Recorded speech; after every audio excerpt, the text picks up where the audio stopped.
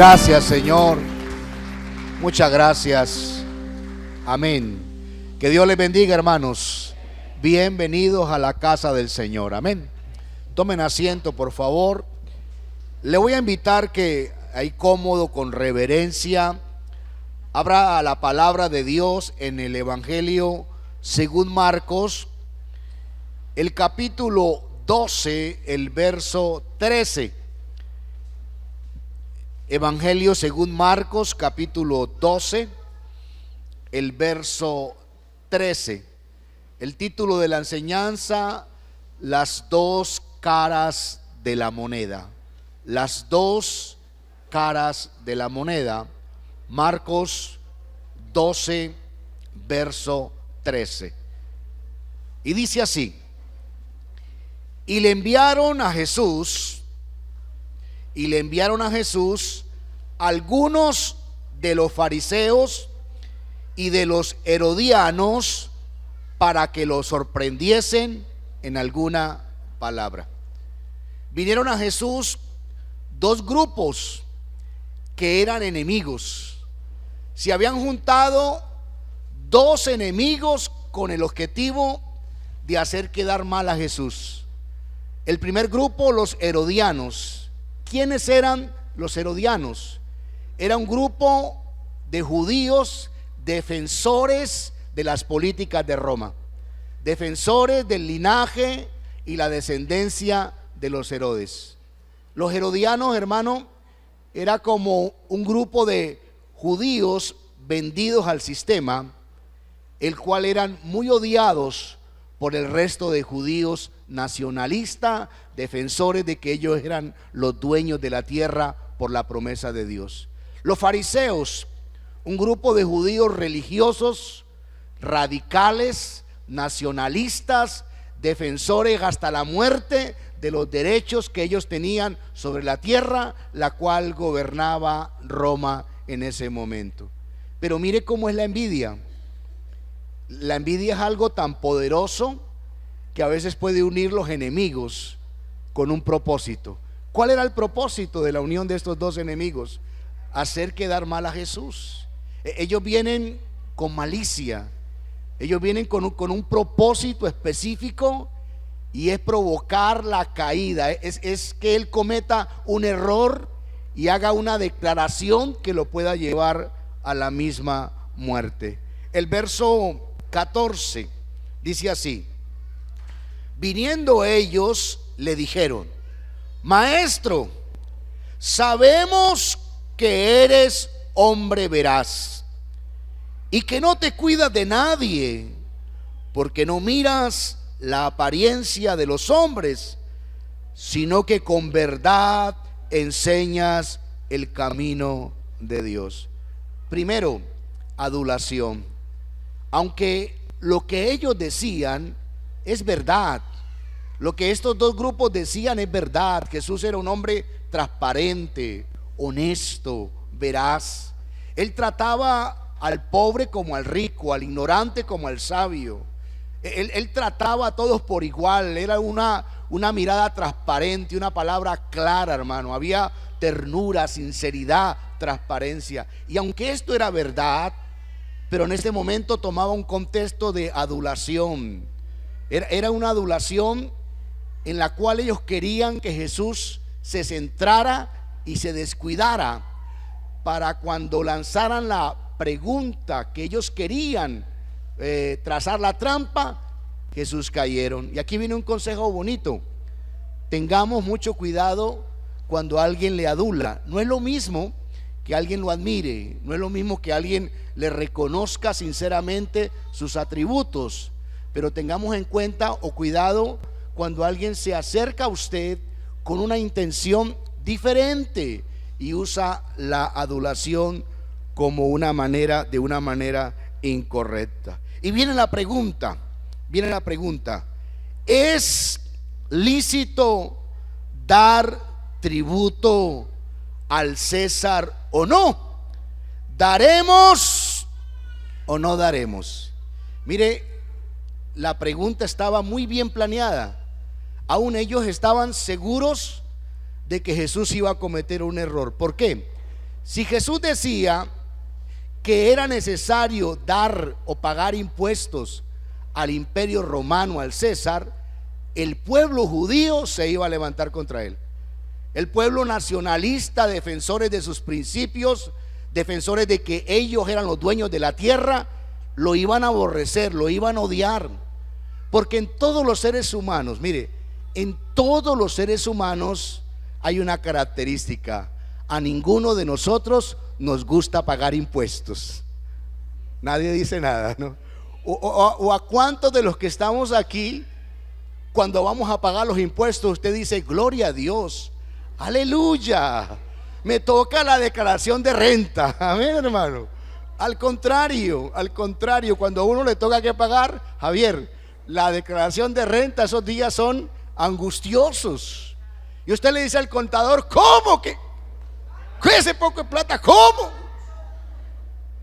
¿Y qué dijésemos del IVA? Que en el caso de nosotros los comerciantes, los empresarios, el IVA no es de uno, hermano. El IVA no es de uno, el IVA lo pagó la persona para uno pagárselo a quién. Pero ¿qué pasa cuando uno tiene que pagar el IVA? Ay, Dios mío, porque a ninguno nos gusta ¿qué? Pagar impuestos. ¿O hay alguien aquí, a ver si me equivoco, hay alguien aquí que le gusta pagar impuestos? No, hermano, hay en el ser humano hay una naturaleza extraña. Por eso esos buenos comerciantes, si pudieran bajarle al diezmo, lo bajaban, hermano. Si pudieran decirle: Señor, el 10 no, el 3. Porque hay una naturaleza extraña en nosotros. Eso es algo extraño, hermano. Aún a veces hay personas que teniendo plata y teniendo para pagarle a alguien, ¿qué hacen? Ayúdeme, no le pagan. Si Jesús decía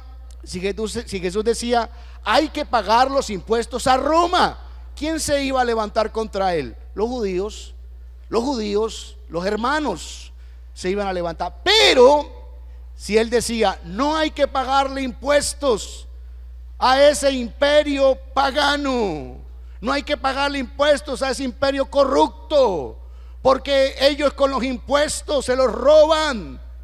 Estaban los herodianos, y los herodianos eran como el Seniat, hermano, era como tener el Seniat. Si Jesús hubiera dicho que no era lícito pagar los impuestos, en ese mismo momento los herodianos lo hubieran llevado preso ante el gobernador Poncio Pilato y lo hubieran acusado de rebelión e injuria contra el mismo gobierno. Ahora, los herodianos y los fariseos sabían: o cae por acá o cae por allá. Yo me los imagino la sonrisa, o una cosa u otra cosa, pero lo agarramos, lo tenemos al frente. ¿Qué va a decir? Y dice la Biblia que cuando él vio la intención que había en ellos, hermano, cuando él leyó la hipocresía que había en ellos, les dijo: tráiganme la moneda. El verso 16, me devuelvo al 15. Mas él, percibiendo la hipocresía de ellos, les dijo: ¿por qué me tentáis? ¿Por qué me tentáis? Traed la moneda para que la vea. Ellos se la trajeron y él les dijo: ¿de quién es esta imagen y la inscripción? Ellos le dijeron: de César. Respondió Jesús y les dijo: dad al César lo que es del César, y a Dios lo que es de Dios. Y ellos ¿qué? Se maravillaban de él. Mire la respuesta, hermano. Él les dice: tráigame la moneda con la que le vamos a pagar los impuestos. Traiga la moneda. Y cuando le trae la moneda, Jesús les hace una pregunta: ¿de quién es la imagen que está en esta moneda? ¿Alguien tiene una moneda por ahí, esas grandotas? No. Ojalá sean pesos, ¿no? Él les dice, ¿de quién es la imagen que está en esta moneda? ¿De quién es la inscripción que está en esta moneda? En las monedas, en esa clase de moneda, los historiadores dicen que en una de las caras decía así: Tiberio César, hijo del divino Augusto. Imagínese usted, hermano, piense por un momento las manos tan hermosas de Cristo con una moneda tan mundana? Porque en algún momento nosotros decimos, no, pastor, es que los billetes de 100 bolívares, de 50, tienen cosas dedicadas a los ídolos. Y es verdad. Pero cuando los tenemos que usar, ¿qué? Los usamos. O usted dice, uy, no, estos billetes fueron ofrecidos a los ídolos. Guácala, amén. Sí. O no los recibe. Y mire que aquí Jesús está rompiendo una estructura religiosa tremenda, hermano. Porque a veces uno se pega de cosas que oiga, es verdad. O no era verdad que la moneda, imagínense que en la mano del Hijo de Dios, en la mano del Dios que creó el cielo y la tierra, Él tiene una moneda mundana que dice Tiberio César, hijo del divino Augusto. Y por el otro lado decía sumo pontífice. Imagínense usted, hermano. ¿Qué moneda tan mundana? ¿De quién es la imagen? Dice Jesús. Probablemente la tomó así, le dijo, ¿de quién es la imagen? ¿Y de quién es la inscripción? ¿Y qué le respondieron? De César. Entonces él está diciendo, mire, como César marcó esta moneda, como él puso su cara y puso la inscripción honrándose a él, esto es de él. Esto es de él. Él tiene derecho legal a esta moneda. El gobierno tiene derecho legal sobre los servicios que le presta a los ciudadanos. Y está revelando algo poderoso, hermano. Algo con el cual el cristiano tiene y debe estar claro. El ministerio de Cristo jamás se implantó en rebeldías políticas contra el sistema de gobierno. Jamás. Por el contrario, el ministerio de Cristo de implantar su reino espiritual sobre la tierra nunca se levantó en contra del sistema de gobierno. Por eso fue que la gente lo mató, porque la gente estaba esperando que él se levantara en una rebelión, que él se levantara en una protesta, en un nacionalismo, que él encendiera una revolución de armas y quitarle el gobierno al Imperio Romano. Pero ahora estaba diciendo algo que rompía estructuras y que al día de hoy nos trae una enseñanza muy importante. Él está diciendo, esta moneda, en esta moneda hay un derecho legal de alguien. Esta moneda le pertenece a ese hombre, porque su inscripción y su imagen está en ella. Por lo tanto, denle esa moneda al dueño. Pero así como le dan esa moneda al dueño que le pertenece, denle al César lo que es del César, pero a Dios le van a dar lo que a él le pertenece. Porque así como está escrita la imagen en esa moneda, en ustedes está escrita la imagen del Dios que los creó. Aleluya. Y de César era la moneda. El corazón vuestro es de Dios. Aleluya. Todo vuestro ser es de Dios. Todo ustedes son de Dios. Jesús está diciendo, esta expresión de este metal que representa un valor mundano, eso es del César. Déselo a él, paguen impuestos, paguen los compromisos, paguen el IVA, la renta, paguemos todo, las multas, páguenlas. Pero escúcheme, ustedes son propiedad privada de Jesucristo, aleluya. En ustedes está implantada la imagen y el carácter del Dios que lo creó. Y hay una inscripción y es el sello del Espíritu Santo, aleluya. Sobre ustedes está el sello. Ustedes no son de ustedes mismos. Ustedes tienen un Señor, un Padre, un dueño, Jehová de los ejércitos, aleluya. Por lo tanto, cumplan con lo que corresponde. Cumplan con el sistema, ¿sí? Pero también cumplan con su corazón, dando una verdadera entrega al Señor. Hermano, y cuando la gente escuchó esto, que dice la Biblia que quedaron asombrados. Y quisiera traer esta enseñanza tan sencilla para que usted y yo podamos centrarnos cuál debe ser la posición política de la iglesia. ¿Cómo debemos nosotros como cuerpo de Cristo, como iglesia, comportarnos a nivel político? ¿Qué concepto, qué solo concepto debemos tener nosotros según la palabra. Repito, el ministerio de Cristo jamás se levantó contra el direccionamiento político de Roma. Aun cuando Poncio Pilato le dijo, el gobernador, el prefecto Poncio Pilato, le dice a Jesús: ¿por qué no me respondes? ¿Tú no sabes que yo tengo autoridad para soltarte o para quitarte la vida? Y Jesús lo mira y le dice: mira, Pilato, usted no tuviera autoridad si no le fuere dada del cielo. Y aquí hay algo poderoso, hermano. Pregunta: ¿quién le dio el poder y la autoridad a Pilato? Dios se lo dio. Porque Jesús es Dios. Y Jesús le está diciendo: sí, Señor, es verdad, usted tiene autoridad. Y Pilato, hermano, mire, si usted estudia la historia, Pilato era un hombre terrible, hermano. Pilato era un hombre homicida, derramador de sangre. Ahorita se lo voy a demostrar bíblicamente. Era un hombre malo, hermano, malo en el sentido de la palabra. Y Jesús mismo le está diciendo: sí, Señor, pero aún tu autoridad y tu poder es dada del cielo. Entonces vamos a ver qué posición deberíamos tomar nosotros. Y le voy a invitar que vaya por favor a Romanos capítulo 13. Y quiero que con mucho cuidado, si quiere, yo tengo subrayados esos textos porque son muy importantes.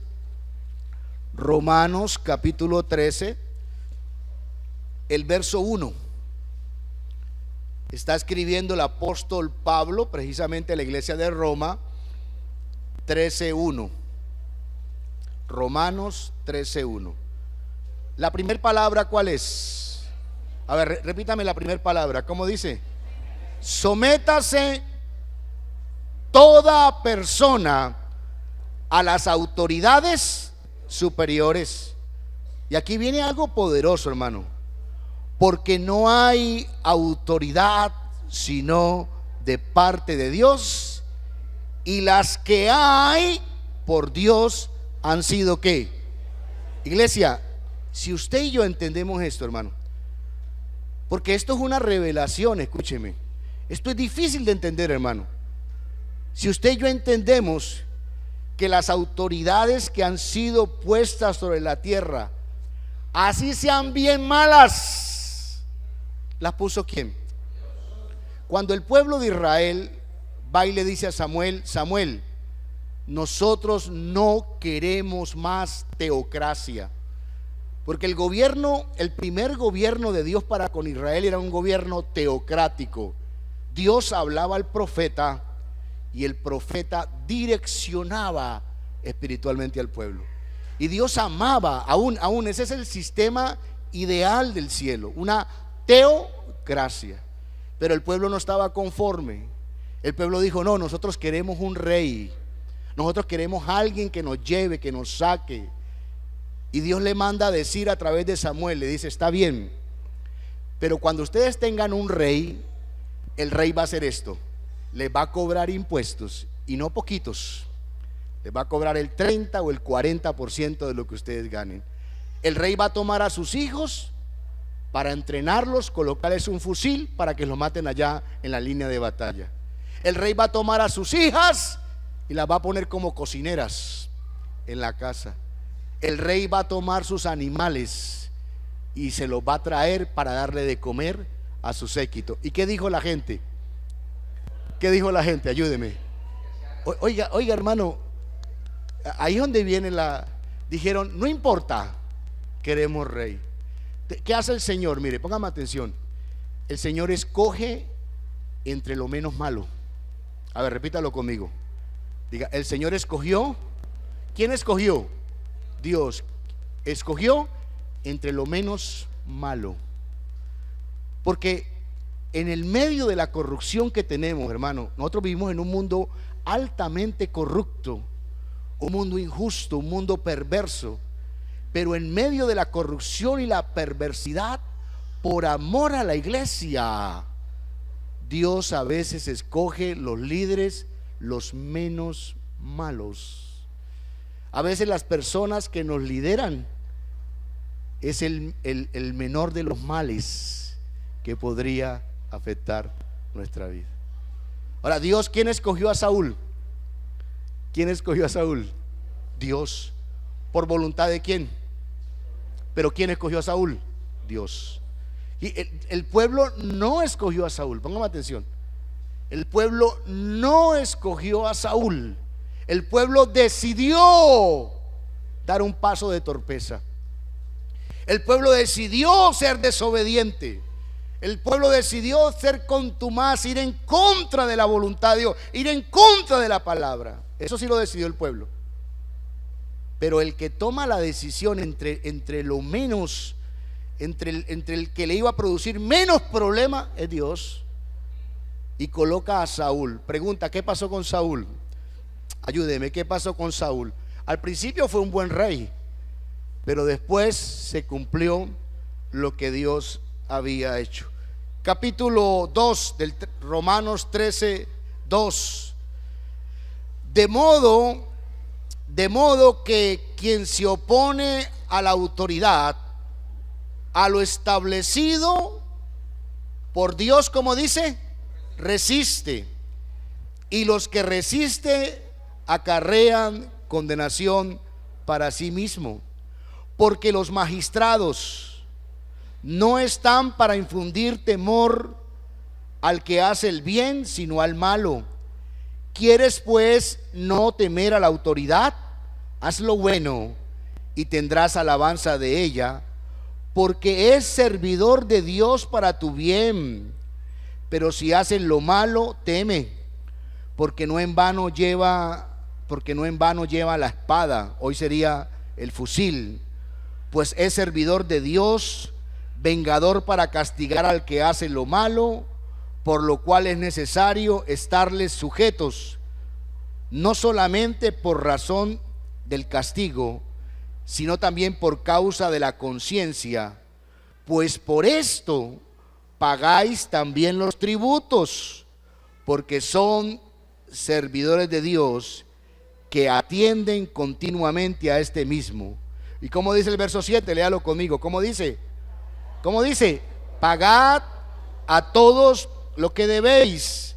Al que tributo, tributo. Al que impuesto, impuesto. Al que respeto, respeto. Al que honra, honra. Primera de Pedro, capítulo 2, verso 13 y 14. Primera de Pedro, capítulo 2. ¿Cuánto dan gloria a Dios? Primera de Pedro, capítulo 2, verso 13, dice: por causa del Señor, ¿cómo dice? Por causa del Señor, someteos a toda institución humana, ya sea al rey como a superior, ya a los gobernadores como por él enviados, para castigo de los malhechores y alabanza de los que hacen bien. Porque esta es, ¿qué es esto, hermano? La voluntad de Dios, que haciendo bien nosotros, la iglesia, hagáis callar la ignorancia de los hombres insensatos, como libres, pero no como los que tienen la libertad como pretexto para hacer lo malo, sino como siervos de Dios. Honrad a quienes vamos a honrar, a todos. Amad a los hermanos, temed a Dios y honrad a quién, al rey. Primera de Timoteo, me tomo el tiempo para leer los pasajes, para dar argumento bíblico. Primera de Timoteo, capítulo 2, el verso 1 en adelante. Primera de Timoteo, capítulo 2, el verso 1 en adelante. La pregunta es: ¿cuál debe ser en este momento la posición de la iglesia como cristianos en cuanto a los aspectos políticos que están sucediendo en la tierra venezolana? Número 1, bíblicamente la iglesia jamás se unirá con el Estado. La iglesia es el cuerpo de Cristo, y como cuerpo de Cristo es una institución totalmente y absolutamente independiente de cualquier movimiento político. En el momento que el sistema religioso se casa con el sistema político, se convierte en uno de los mayores errores a nivel espiritual. La posición de la iglesia debe ser una posición de respeto y de dignidad, aunque nuestras preferencias políticas en lo personal puedan diferir, y eso está bien. Puede ser que a usted le guste un lado, le guste otro, esa es su preferencia personal e interna, pero la posición como cuerpo de Cristo, hermano, la dignidad como cuerpo de Cristo es mantener una posición de respeto, de dignidad y de honra a todo lo que representa autoridad, no importa que de momento nos parezca gente que no lo merece. Cuando Pablo escribió esto a Roma, hermano, el Augusto César que gobernaba en ese momento, el Augusto César en Roma era como un dios, era Nerón, hermano. Y busque quién era Nerón. Nerón era un hombre malo, perverso de matar, de destruir, hermano. Aún había un odio espiritual sobre el pueblo de Dios. Pero el apóstol Pablo en el mundo espiritual está diciendo: honren, respeten, aunque no lo merezcan. Lo hizo Jesús, hermano. Jesús hubiera podido decir: no es lícito darle impuestos al imperio, porque ellos lo van a gastar en deleites, en placeres, en corrupción. En algún momento yo pudiera decir: yo no voy a pagar impuestos, porque es que se los roban. No, Señor, yo no voy a pagar impuestos. ¿Yo para qué voy a pagar impuestos si al fin de cuentas se los van a robar? Jesús dijo: pague, pague. Pero Señor, se los van a robar. Eso no es problema suyo. Ese no es su problema. Su problema es: honre las autoridades que están. Pero Señor, esas autoridades son corruptas, a mí me han sobornado. Eso dice: honrelas, porque eso es lo mejorcito que Dios ha encontrado. Y ojalá me entienda, hermano, ojalá. Eso es lo menos malo. Yo recuerdo hace muchos años, que entrevistaron en Colombia a un director de un instituto de seguridad muy importante en Colombia, hermano. Y a él lo acusaban del DAS, a él lo acusaban de la corrupción de alguno de sus trabajadores. Y era verdad. Y en el escarnio público le dijeron: usted es el responsable de la corrupción que hay en el DAS, porque hay hombres y mujeres que están haciendo esto, esto y esto. Y el hombre dio una respuesta sabia, y el hombre dijo: esos son sus hijos. Esos son sus hijos. ¿Sabe qué quiso decir el hombre? Esa es Colombia. Eso es lo que hay. Porque nosotros a veces nos quejamos de la policía, de la guardia, de muchas instituciones importantes que hay sobre nuestra nación. Pero la pregunta es: ¿quiénes son los funcionarios? No son nuestros hijos, hermano. No es nuestra gente. Porque uno a veces se queja de corrupción, y es verdad y es válido, pero a veces en el mismo nivel que uno tiene, a veces en la misma pequeña esfera que uno tiene, hermano, uno cae también en eso. Entonces lo que está diciendo el Señor es: la gente tiene los gobernantes que se merece. ¿Lo puede repetir conmigo? Diga eso, diga: la gente tiene los gobernantes que se merecen. El día que nosotros como iglesia nos levantemos más a vivir una vida de ejemplo, de transparencia, que la gente diga: mire, este hermano que es creyente llegó aquí a la Cámara de Diputados, llegó a ser concejal, pero que como concejal el hermano, la hermana se pare en su dignidad y diga: no, Señor, aquí no se va a hacer, yo no apruebo, conmigo no cuenten para eso. Ese día, hermano, la levadura va a comenzar a leudar la masa. ¿Cuántos dicen amén? Pero si el hermano o la hermana llegan a la gerencia del banco y en vez de colocar disciplina, orden, organización, se hace parte, y en vez de él leudar, él es leudado, entonces no habrá avance, hermano, no habrá avance. La responsabilidad suya y mía es que en el lugar donde Dios nos ponga, pequeñito o grande, la gente pueda decir: wow, ese hombre y esa mujer son luz del mundo y sal de la tierra. Amén.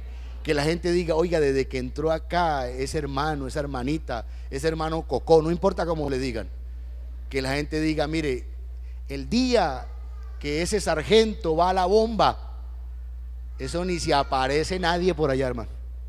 Ese día que ese sargento, que ese capitán va a la bomba, eso vuelan, hermano. Y ese día tanquean 500 carros. ¿Cuántos dicen amén? Y digan: oiga, pero ese sargento, ese capitán es cristiano. ¿Cuántos dan gloria a Dios? Entonces, el nombre de Jesús era ¿qué? Glorificado. Pero usted y yo no estamos llamados para dar golpes, hermano. Mire, un cristiano no está llamado para andar haciendo cacerolazos. No importa su preferencia política, porque usted es libre. Pero en el momento que usted esté por ahí tirando piedras, haciendo cacerolas, usted está yendo en contra de la palabra de Dios. Porque usted no es una sola persona, usted da testimonio del cuerpo de Cristo, aleluya. Usted es un hermano, usted es luz, sal de la tierra. Entonces, el apóstol es más atrevido. El apóstol nos dice en Primera de Timoteo capítulo 2 lo que debemos hacer. Primera de Timoteo capítulo 2 verso 1 dice así: os exhorto ante todo a que se hagan, ¿qué, hermanos? Rogativas, número 1. Número 2, oraciones. Tercero, peticiones. Cuarto, acciones de gracia. ¿Por quiénes?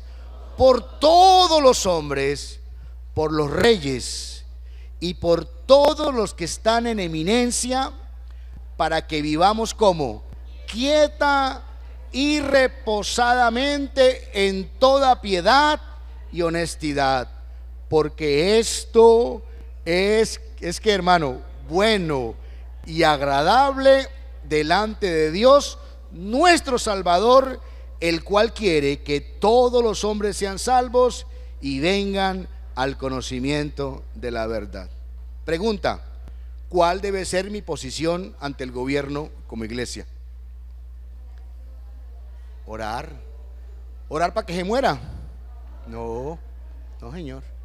Mire, hermano, todos tenemos una parte humana. Yo tengo mi parte humana y con mis íntimos comparto a veces cuestiones políticas. Me gusta el tema, me apasiona a nivel mundial, me gusta la geopolítica, me encanta, porque creo que es parte del conocimiento del predicador.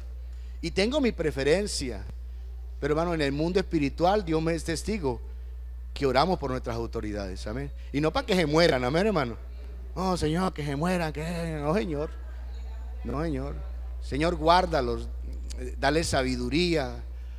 Háblale como al rey Asuero. Dios le habló al rey Asuero, hermano, quitándole el sueño. Dios le habló cuando la iglesia, imagínese usted, millones de personas orando por alguien, hermano. Algo pasa.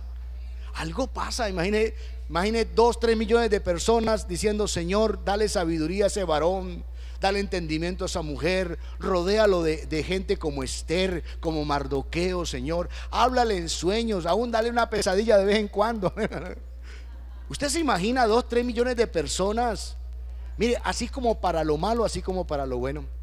Porque así como se pueden unir 3 millones de personas para maldecir, ojalá se muera, ojalá esto, también, hermano, eso tiene poder. Pero el Señor dice, a través del apóstol Pablo dice: yo les exhorto, que yo les llamo la atención ante todo, que se hagan rogativas, oraciones, súplicas, acción de gracias por todos los hombres, pero rueguen por los que están en eminencia, rueguen por los reyes, rueguen por las personas que están allí en un estatus, hermano, que no es fácil. No es fácil. Cuando un hermano cristiano, nosotros tuvimos esa experiencia, la tuvimos en Cúcuta, hermanos cristianos que los apoyamos para que fueran concejales, hermano, y cuando llegaron al consejo fueron peores que los otros.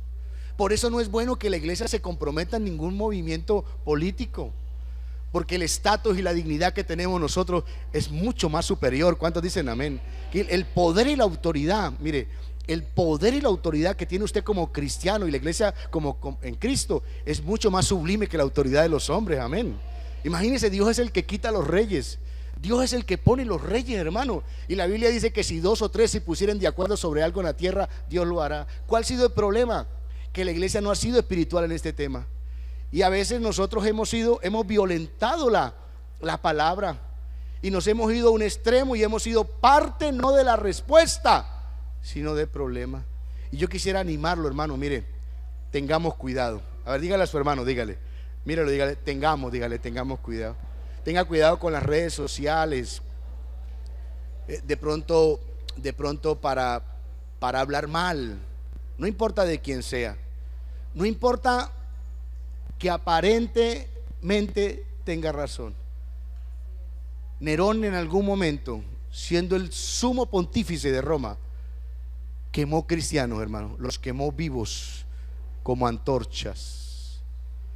Nerón, hermano, siendo el gobernante que Dios había puesto, entregó familias enteras en el circo romano para ser comidas por los leones, hermano. Pero la pregunta es, ¿quién lo puso? Puso Dios. Ahora, nosotros también tenemos que entender que en medio de toda la turbulencia que hay acá, ¿no cree usted que es un privilegio poder predicar la palabra de Dios? Aún esto que estoy diciendo va a salir por la televisión. Lo va a oír personas de un lado, lo van a oír personas de otro lado. Y a mí no me van a meter a la cárcel por eso. Amén, hermano. Pregunta, ¿no cree usted que eso es una libertad buena? ¿No lo cree? ¿No cree usted que es una libertad buena tener como 7, 8 aire acondicionados que hay prendido en este momento? Nosotros tenemos que, aún en lo malo, tener la sabiduría y el discernimiento de lo que Dios quiere hacer. ¿Le puede dar un aplauso al Señor? Aleluya.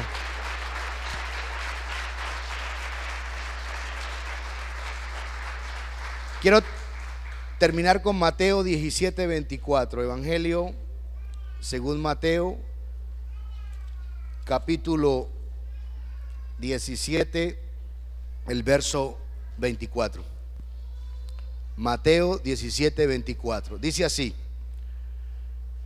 cuando llegaron a Capernaum, vinieron a Pedro los que cobraban las 2 dracmas y le dijeron: vuestro maestro no paga las 2 dracmas. Él dijo: sí. Y al entrar Pedro en casa, Jesús le habló primero diciendo: ¿qué te parece, Simón? ¿Qué te parece?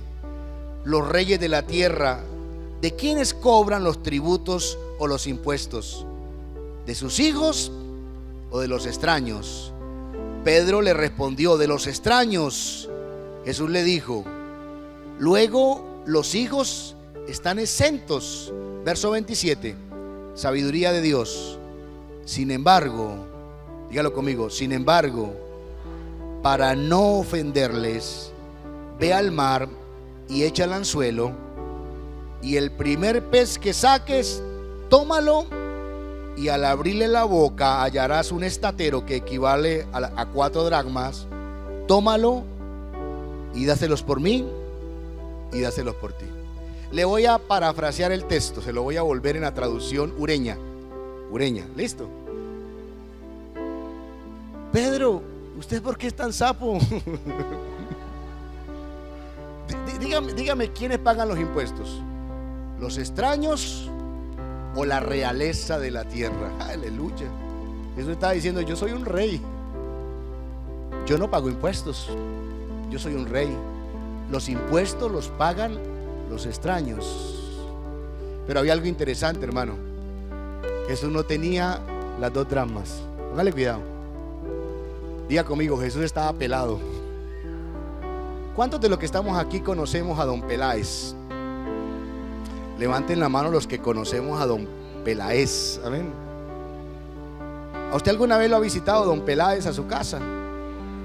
¿Y qué pasa con la nevera cuando nos visita don Peláez? Una fuente y no se quema. Porque a veces cuando viene don Peláez hasta la nevera se quema, hermano. Y se quema el televisor y el niño se enferma. Los zapatos se rompen, la gotera. Y a veces don Peláez no quiere salir de la casa, hay que sacarlo a... Hermano, vinieron a cobrar las 2 dracmas, que era el impuesto del templo. Este no era un impuesto ya de gobierno, porque se le cobraban impuestos a todos los mayores de 20 años, se les cobraban 2 dracmas al año, que eran aproximadamente 2 días de trabajo. Aquí que Jesús pagó 4 días de trabajo. Jesús pagó más o menos $200, hermano, pagó, valían esas cuatro. Pero Jesús no tenía.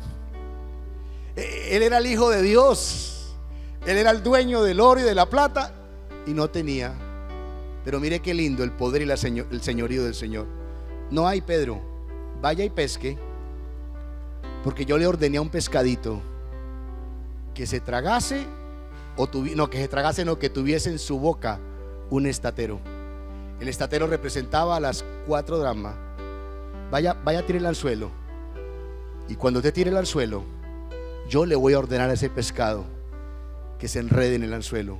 Usted lo va a sacar y va a sacar la moneda. Y para que no los ofenda, le va a pagar el impuesto. Diga conmigo, para que no los ofenda. Ahora, si Jesús hizo eso, hermano, nosotros debemos hacerlo. ¿O tenemos nosotros derecho de ofender? Ladrones. La gente dice que nosotros somos ladrones. La gente lo dice. Y pueden tener la razón en parte. Pueden tener la razón, sí. Puede que en algún momento haya algún líder que pueda desviar los. Pero aunque fuese así, usted tiene en el mundo espiritual la obligación de dar a Dios lo que es de Dios. Eso es una locura, hermano. Eso es una locura. Pero yo no voy a pagar patente. ¿Cómo me va a cobrar la alcaldía a mi patente? Si yo veo las calles cada día rotas, yo no voy a pagar patente. No pague para que vea. Pero diga, Señor, yo te amo a ti tanto, que por cumplir como ciudadano y como cristiano y para no ofenderlos, lo voy a hacer sin trampa. ¿Cuántos dicen? Lo voy a hacer sin trampa. Cuando el Señor hace ese acto, hermano, hace un acto sobrenatural del poder y la autoridad que Él tiene sobre toda la naturaleza. Y hoy vengo a decirle que si usted y yo aprendemos a confiar en Dios, aprendemos a creer en Él, a darle a Él lo que Él le pertenece, Él ordenará al cielo que responda a su vida y a su familia, hermano. Él le ordenará a la tierra. Él le va a decir, mire, reciba esto como una palabra de ciencia en este final de año. Él le va a decir al pescado: yo te ordeno que vaya y te enredes en el anzuelo de la familia Pérez. Aleluya. Y el pescadito, como es más obediente que nosotros, amén, hermano, porque a veces la naturaleza es más obediente, el pobre pescadito va ahí. Y vamos a ponerle el nombre a ese pescado. A ver, póngame el nombre al pescado que se va a enredar en este final de año en su anzuelo. Puede ser un contrato, un negocio, la oportunidad de la venta de algún producto, una entrada en pesitos que no cae nada mal. Ay, ahorita los bolívares no les gusta, hermano. Ahorita son que pesos. Ahorita en Cúcuta no quieren ver los. Antes los amaban, ¿no? Ay, eso cuando llegaban el venezolano hace muchos años lo amaban. Ahorita no, ahorita son pesos. ¿Y qué tal que nos enrede este final de año en el anzuelo de tu familia un negocio en pesos, Javier? ¿Qué tal? O un buen contrato, a ver, hermano. Algo, diga conmigo, algo sobrenatural. Yo creo con todo mi corazón, y lo creo como un absoluto, que si estamos de pie hoy, hermano, no ha sido por nuestras fuerzas, ha sido por una obra sobrenatural del Espíritu Santo sobre nosotros. Y creo que en este momento tan difícil de la economía, tan coyuntural de la economía venezolana, creo con todo el corazón que Dios le ordenará a los cuervos que nos traigan carne y pan en la mañana, carne y pan en la noche. Creo en un milagro sobrenatural. ¿Usted lo puede creer?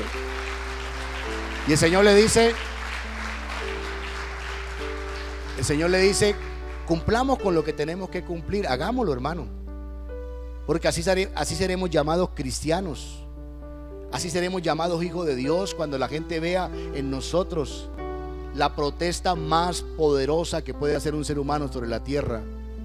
Es cuando se postra de rodillas en ayuno pidiendo la protección de Dios sobre la tierra.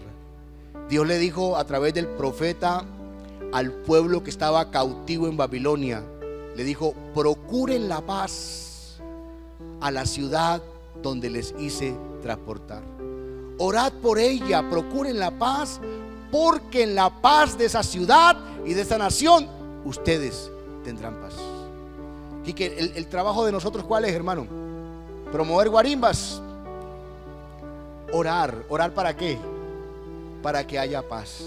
Señor, aquieta los espíritus, porque hay gente literalmente endemoniada, hermano, literalmente, que está siendo agitada por el infierno. Entonces usted dice: Padre, en el nombre de Jesús de Nazaret, amarro todo espíritu de violencia, sujeto bajo los pies de Cristo todo demonio de muerte, y limpiamos el ambiente de esta tierra venezolana. Amén. Aún en el espíritu, con los ojos cerrados, usted se sube sobre el territorio venezolano y dice: Venezuela, en el nombre de Jesús te bendigo. Aleluya. Oh, mi pequeña Venecia, te bendigo. Tierra de ríos, de petróleo, de alúmina, de hierro, tierra de diamantes, tierra de oro, te bendigo, Venezuela. Y declaro por la palabra que nosotros y nuestra generación comerá de tu miel y beberá de tu leche. Aleluya. Declaramos que nuestra descendencia y nuestra generación serán hombres justos, poderosos, pero que serán bendecidas por las riquezas y la abundancia de tu tierra. Amén. Declaro que el día de mañana nuestros hijos, nuestras hijas tendrán autoridad de gobierno, pero no serán impíos, no serán ladrones, serán hombres que den respuesta a la necesidad del pobre, del huérfano, de la viuda y del desamparado. Colócate de pie, por favor, colócate de pie.